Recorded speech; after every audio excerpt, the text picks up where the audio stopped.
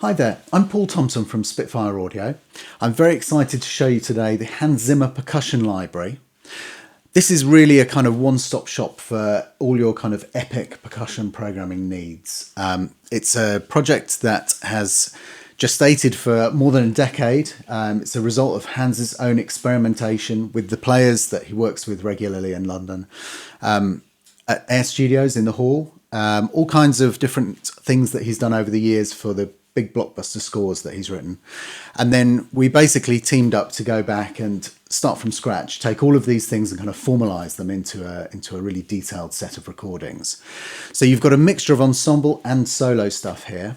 And you've got three different perspectives: a close perspective, a more roomy perspective, and then what Hans calls the surround perspective, which is in our other libraries is referred to as the kind of ambient mic. So it's the stereo pair that you put at the back. So you've got a huge amount of variety within there, which I'll show you. And in terms of the sound that you can get, and all of these were mixed by Hans himself. So everything produced and mixed by him, and with our kind of supervision of the sessions. So very, very exciting project to work on, and some really great stuff in here. Some very unusual things, everything from kind of your kind of taikos and, big boomy drums, to what we call paper djuns, which are have a newspaper laid on top of the drum, gives a certain kind of sound, and all of this kind of amazing stuff. You've got real breadth of dynamics from thunderously loud right down to kind of whisper quiet. I'm going to show you how you can use that stuff in your programming to the kind of greatest effect. So let's jump straight in. You'll see that we've got our kickstart interface here. So if I click on Taikos, I see the drums, I see everything down here, and I can see what's loaded and not. I'm not going to go into a huge amount of detail on the actual interface, because Sandy in our support team has done an incredible detailed look at the actual interface. So let's just jump straight in.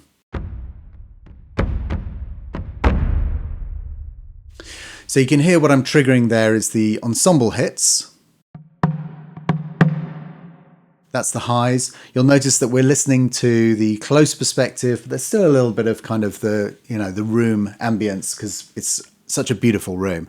Let's check out the different mics, or different rather perspectives, sets of mics that Hans has mixed here. So we'll just play the individual solo taikos. Here's the room perspective. And the surround perspective. So you can hear that within that you can get a really good and really interesting variety of blends of sound.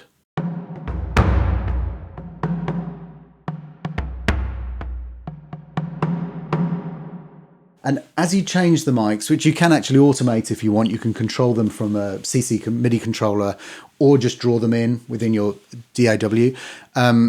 You can actually change the perspective as you're playing, or as your part is performing, to give you a real kind of feeling of going into the screen. This is a really kind of useful thing to do, to kind of do something that's maybe a little subconscious for the viewer, but actually gives you a feeling of kind of traveling, a real dynamic feel to what you're writing. So those are your basic taiko sounds. Next up are paper djuns.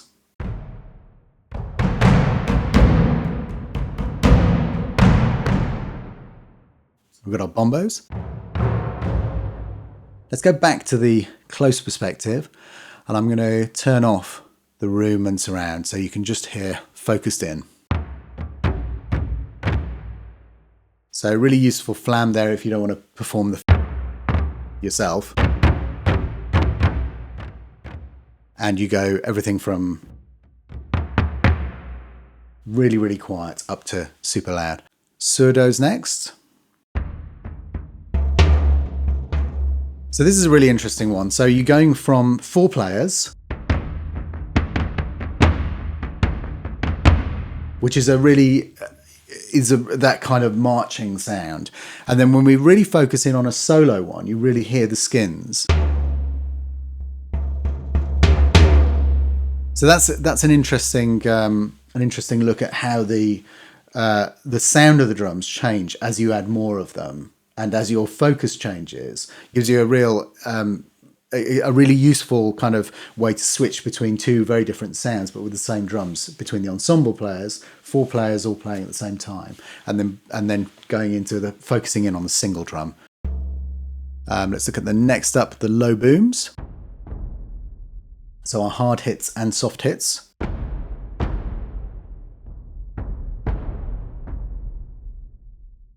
And then we've got rims and puili sticks.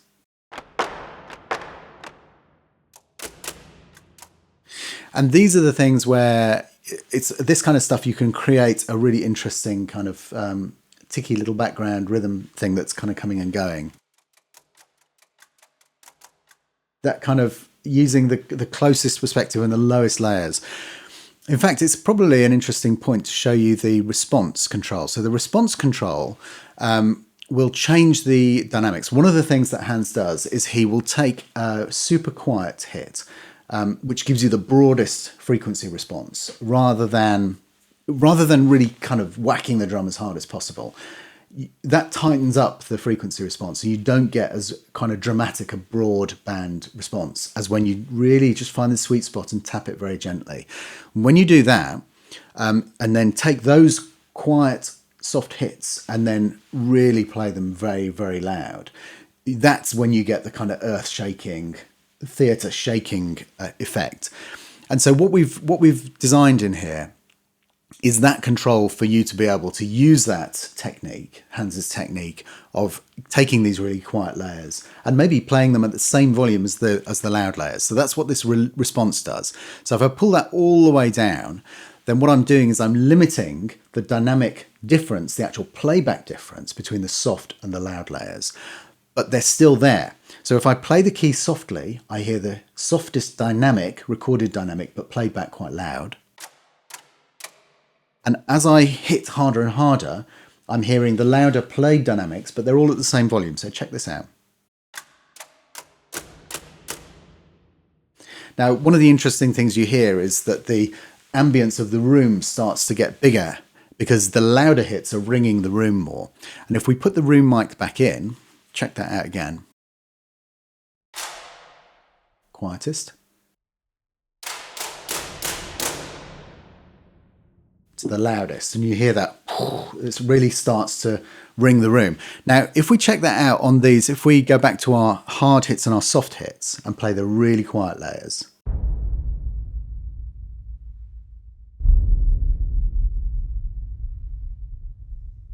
so you can hear there where, especially with the softer sticks, in fact the gentler, the less kind of impact there is on the drum, the more of a kind of round boom that you get. So this is a really useful tool. So I'll put that back up to where it was, and let's carry on checking out the sound. So we've got our low boom gallery. So these again is a collection of large, really kind of bassy end drums, but up in the galleries of Air Studios.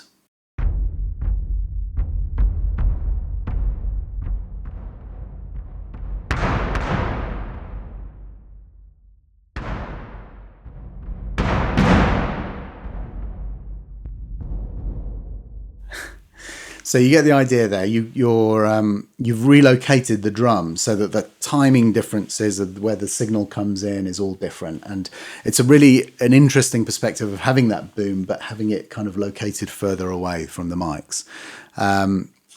Bass drums, so standard bass drums in the gallery. Again, let's go back to what we're calling our close perspective, and then let's hear the room.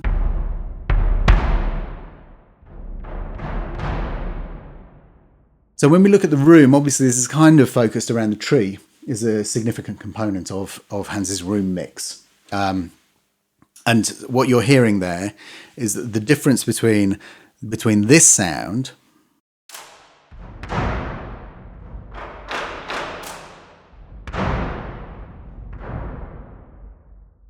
and then if we go back to our low booms and check that one out. Now let's put the close right up.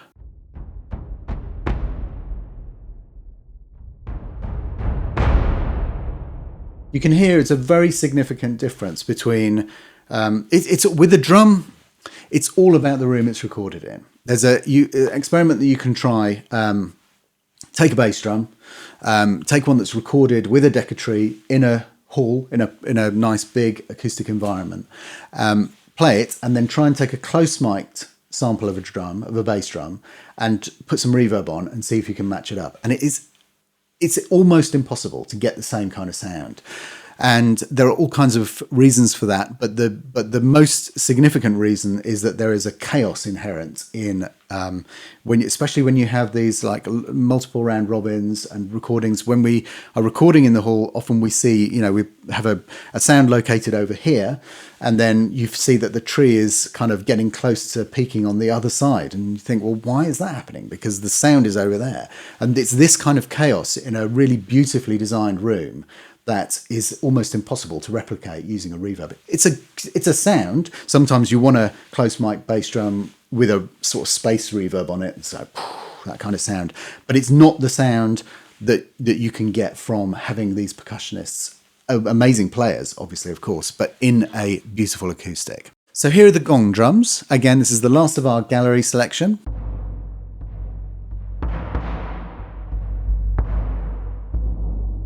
The rims and puili sticks. And again, let's take the room out, so we're just listening to the close.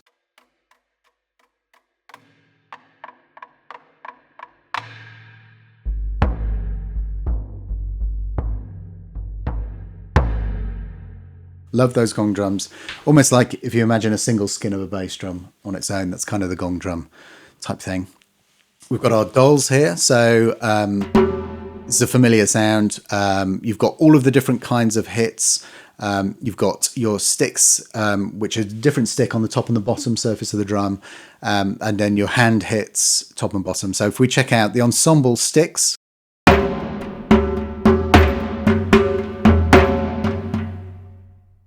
and with all of those mics, it sounds like this.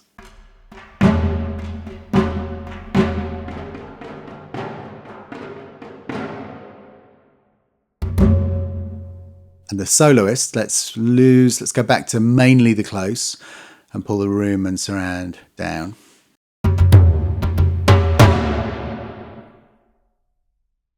If we look at our darbukas, then we've got our hits, and then fist, slap and tap.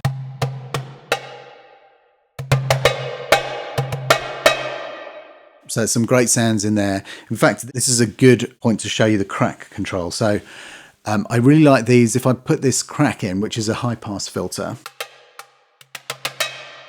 you've got a great selection of sounds here, which you can use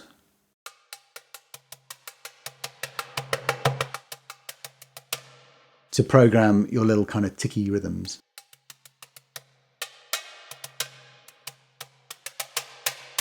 There's some great stuff in there. And obviously the boom is the low pass filter. So again, you can vary that across all of the instruments here to get a really great kind of thuddy boom if you want to take some of that top end off. So our snare, fairly straightforward. And you've got the rolls for everything as well, which are at the moment are not assigned, but you can. The beauty of the Kickstart interface is that you can literally just build your own kit. So you can say start from scratch. There's if you watch the Kickstart tutorial for this Hans Zimmer Percussion library, you'll see you start with a blank patch and then just gradually add things in. It's incredibly simple. Just selecting, press the key that you want to assign it to. Job done. So what have we got here? So we're on to our Tombeks, and you've got 3 performance styles here. Hit, slap and tap.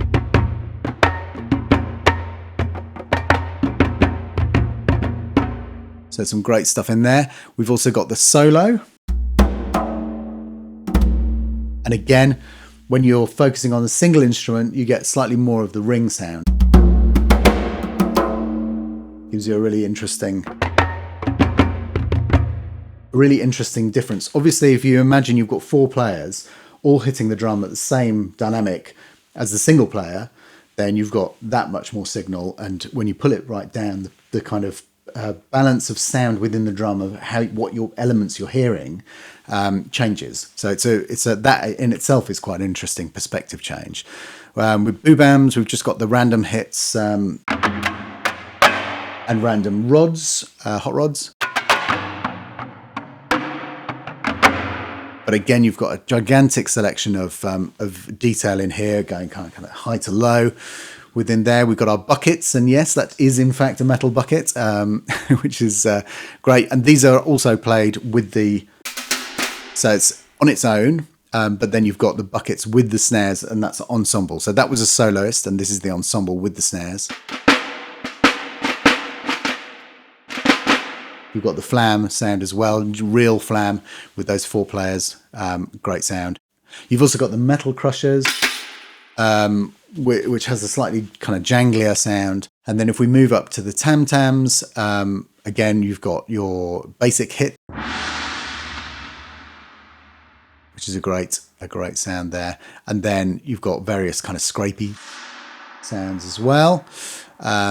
Really good stuff. You've got your rolls and different kinds of choked sound and all that kind of stuff. And then finally, multiple piatti and our anvils, all played at the same time. Again, great sound. So that's a quick overview of all of the different sounds that you've got within the library. And it's been recorded. We recorded at 192. We had 2 Pro Tools rigs, recording simultaneously through Prism converters and the Avid converters so that we could compare, really focus in on the detail. Desk being regained at every dynamic. A huge amount of love and care and attention to detail went into the creation of this library. It's been an amazing project to work on, a real thrill to be working with Hans on this and to kind of take his experimentation and his ideas and turn them into a really comprehensive set of recordings for all of these really unusual instruments. So hope you're going to enjoy using this. You've got a wide variety of sounds, from your real ticky stuff to be able to create your little loops and background interest sounds, percussive dynamic stuff, all the way through to your, taikos, your booms, your massive epic percussion, and your kind of action percussion within here with the Dhols and the Tombeks. There's a lot of stuff in here. It's a really creative tool to use. I hope you're going to have a lot of fun using it. So thank you very much for watching, and we look forward to seeing you on the next one. Bye-bye.